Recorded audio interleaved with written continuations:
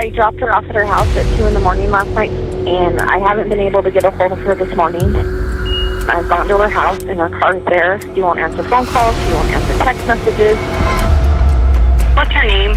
Shanann Watts.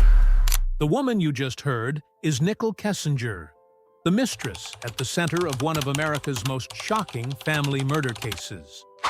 While Chris Watts sits in prison for killing his pregnant wife and 2 daughters, questions about Nichol's involvement continue to haunt investigators and the public alike.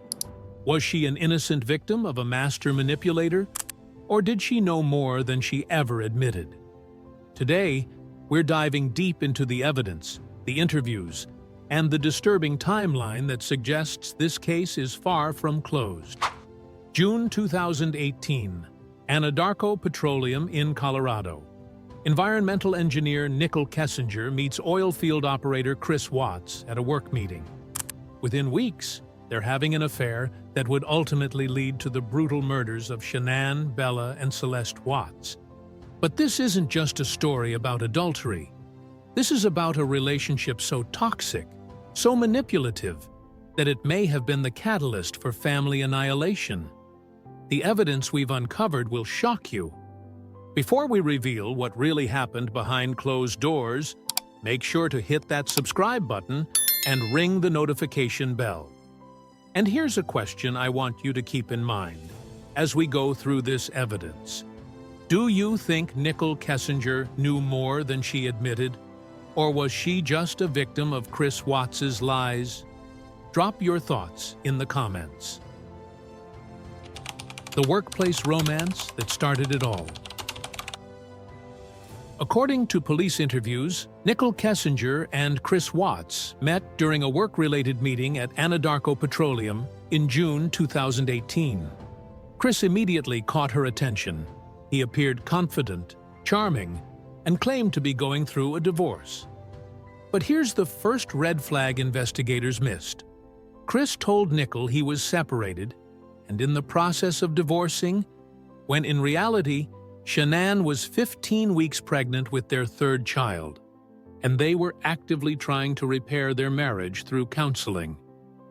Within 2 weeks of meeting, Chris and Nichol were having regular sexual encounters. Phone records show they exchanged over 1,200 text messages in the first month alone. But what those messages contained would become crucial evidence in understanding Chris's mindset leading up to the murders. In her police interview, Nichol admits Chris was the most intense relationship she'd ever had. Little did she know, she was dating a man who was already planning to eliminate his family. The secret research, stalking the Watts family. What investigators discovered on Nichol Kessinger's phone and computer would expose the depth of her obsession with Chris Watts and his family. Her Google search history tells a story that contradicts almost everything she told police.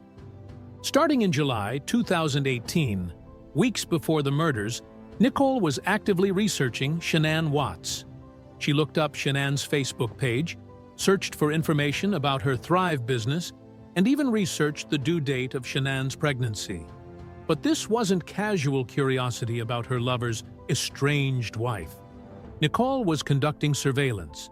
She knew Chris was lying about being separated, yet she continued the affair anyway.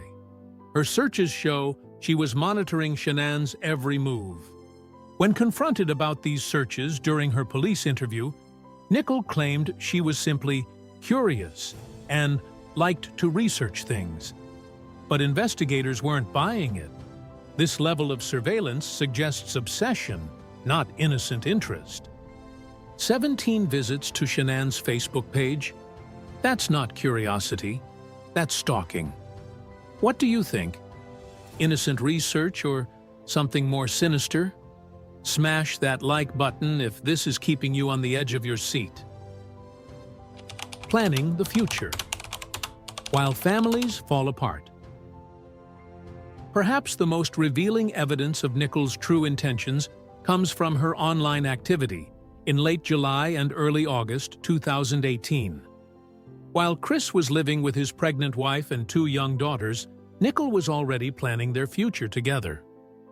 Her search history shows she was looking at wedding dresses, researching honeymoon destinations, and even searching for how soon can you remarry after divorce. This wasn't casual dating. This was a woman planning to become the next Mrs. Chris Watts. In her police interviews, Nichol admitted that Chris had promised her they would have a future together once his divorce was finalized. She even helped him look for apartments where they could live together with his daughters on weekends. But the most chilling searches came in the final week before the murders. On July 30th, just 2 weeks before Shanann, Bella, and Celeste would be killed, Nichol Googled, "What does it feel like to be a widow?" The dark searches before the murders. The most disturbing evidence against Nichol Kessinger comes from her internet searches in the days immediately before the Watts family murders. These searches paint a picture of someone who may have known exactly what was coming. Between August 4th and August 12th, Nichol searched for, how long does a body take to decompose? Can you die from alcohol poisoning? And is it possible to have alcohol poisoning symptoms but not die? But perhaps most damning was her search for how to calculate pregnancy due dates, the same search Chris made around the same time. This wasn't coincidence. This suggests coordination. When investigators confronted Nichol about these searches, her explanations fell apart. She claimed she was researching for general knowledge, but couldn't explain why she needed to know about body decomposition or alcohol poisoning. These search histories are absolutely terrifying. Do you think Nichol was helping Chris plan the murders? Hit that subscribe button and let me know your theory in the comments. The final phone call, 111 minutes of secrets. The smoking gun in the Nichol Kessinger case may be the phone call that lasted 111 minutes on August 12, 2018. The night Shanann returned from her business trip and just hours before she and her daughters would be murdered. What were Chris and Nichol discussing for nearly 2 hours on the night before he would kill his entire family? Nichol claims it was Chris telling her he wanted to end their relationship and work things out with Shanann. But Chris's prison interviews tell a different story. He suggests that Nichol encouraged him to handle his situation and that she was excited about their future together. Someone is lying about that conversation. Even more suspicious is what happened to Nichol's phone immediately after that call. At 6:15 p.m. on August 12th, her phone went completely dark. No calls, no texts, no internet activity. It didn't come back online until 4:05 a.m. on August 13th. That's nearly 10 hours of digital silence during the exact window when the murders occurred. Her explanation? She was trying to save battery. But investigators found this highly suspicious. The mysterious Jim connection. In one of the most overlooked aspects of this case, Nichol Kessinger revealed during her police interviews that she was simultaneously involved with another man during her relationship with Chris, a man she only referred to as Jim. According to Nichol, Jim was someone she had been casually dating before meeting Chris, but phone records show she continued communication with Jim even after her relationship with Chris became serious. Who was Jim, and why has he never been identified or interviewed? More disturbing is Nichol's admission that she told Jim about her relationship with Chris, including details about Chris's family situation. She claimed Jim was understanding about the affair and even encouraged her to follow her heart. Some investigators believe Jim may have been more involved in the planning than anyone realized.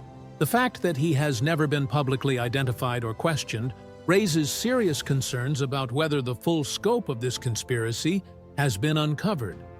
A mysterious third party who's never been identified. Do you think there was a larger conspiracy involved in the Watts family murders? Like this video if you want to see more deep dives into the unsolved aspects of this case. When everything falls apart, the police interviews.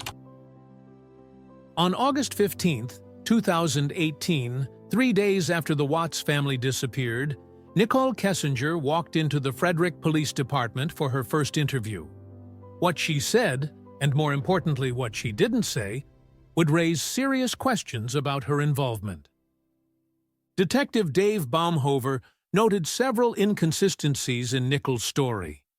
She claimed she barely knew Chris, yet phone records showed constant communication. She said she didn't know Shanann was pregnant, despite Googling pregnancy due dates weeks earlier. Most telling was her reaction when shown photos of Bella and Celeste Watts. Instead of showing horror or empathy, Nichol's first question was whether Chris would still face charges if the children were found alive. Her concern seemed focused on Chris's legal situation, not the missing children. In her second interview on August 16th, after Chris had confessed, Nichol's story began to change dramatically. Suddenly, she remembered more phone calls, more text messages, and more details about their relationship. Why the sudden clarity after Chris was arrested? The timing of her improved memory seemed conveniently aligned with protecting herself from potential charges. The evidence that never made it to court. Because Chris Watts pleaded guilty, much of the evidence collected about Nichol Kessinger never saw the inside of a courtroom. But through FOIA requests and investigative reporting, some disturbing details have emerged. Cell phone tower data revealed that despite Nichol's claims of being home alone on the night of the murders, her phone pinged towers near the Watts neighborhood during the early morning hours of August 13th. When confronted about this, Nichol claimed she must have been driving around because she couldn't sleep. But that puts her within miles of a quadruple homicide during the time it was happening. Even more concerning was the discovery of a burner phone registered under a fake name that investigators believe belonged to Nichol. The phone was activated on July 30th, the same day she searched, "What does it feel like to be a widow?" A burner phone activated the same day she Googled being a widow. That's not a coincidence. What do you think this evidence proves about Nichol's involvement? Subscribe and hit that bell icon, then tell me your theory in the comments. The complete disappearance. Today, Nichol Kessinger has vanished completely from public view. She changed her name, moved across the country, and deleted all social media presence. Her complete vanishing act has only fueled more speculation about her true role in the murders. The public obsession with Nichol has become unprecedented. Facebook groups dedicated to the case have over 100,000 members, many convinced that she played a larger role than she admitted. YouTube videos about her have generated over 50 million views. According to sources close to the investigation, Nichol has undergone extensive therapy and suffers from severe PTSD related to the case. But is she being treated as a traumatized witness or as a potential suspect who escaped prosecution? The FBI has neither confirmed nor denied whether Nichol is in witness protection, but former agents suggest that the level of public obsession would certainly qualify her for the program. The question is she being protected as a witness or as someone who knows too much? The role of Nichol Kessinger in the Watts family murders remains one of the most controversial aspects of this case. The evidence suggests she was far more involved than just an innocent mistress caught up in someone else's crime. Her obsessive research, her suspicious searches, her lies to police, her mysterious phone activity, and her complete disappearance all point to someone who knew more than she ever admitted. Whether she was an active participant in planning these murders, or simply a manipulative woman who pushed Chris to his breaking point, Nichol Kessinger's actions were the catalyst for one of the most horrific family annihilation cases in American history. The families of Shanann, Bella, Celeste, and unborn baby Nico deserve the full truth. The question is, will we ever get it? So, what do you think?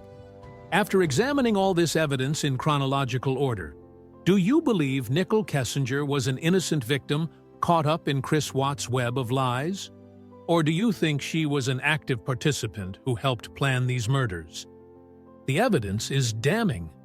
The surveillance of Shanann, the wedding dress searches, the widow research, the 111-minute phone call, the digital blackout, the burner phone, and the complete disappearance. That's not the behavior of an innocent person. Drop your thoughts in the comments below. I read every single one. Make sure to subscribe and hit that notification bell for more deep dive investigations into true crime's biggest mysteries. Thanks for watching, and remember, sometimes the most dangerous person in a crime isn't the one holding the weapon.